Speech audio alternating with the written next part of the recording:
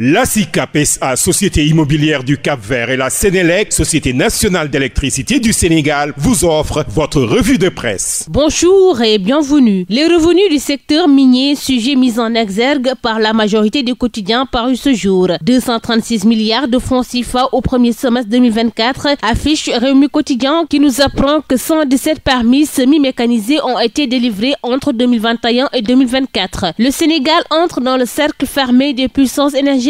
Les premiers chiffres de Diomaye Sonko barrent enquête à sa une. Vers des hausses records pour les recettes douanières et fiscales. L'État a recouvré plus de 60 milliards de francs CFA pour IS au premier semestre contre 62,7 milliards pour toute l'année 2023. La DGID mobilise 159,7 milliards francs CFA. Les douanes, 45,5 milliards francs CFA. Les Échos de renseigner que 225 milliards sont alloués au budget de l'État. L'or sénégalais fait 137 milliards de francs CFA. 1773 employés pour une masse salariale de 19,7 milliards. Le journal de poursuivre, le Sénégal compte 453 titres miniers et de carrière. Source A parle d'une contribution dans l'économie sénégalaise. Les revenus des hydrocarbures ont connu une hausse de 15,14 milliards. L'acide phosphorique en tête des exportations du secteur minier. L'or occupe la deuxième place. Sur les 26 sociétés ayant soumis un formulaire de déclaration, les 11 ont communiqué le détail de leur effectif, rapporte le journal. Sud Quotidien s'est intéressé à l'examen de la résolution de mise en accusation devant la haute cour de justice de Mansour-Faye, Ismaïla Madior Fall et compagnie, et affiche 48 heures chrono. Yor-Yor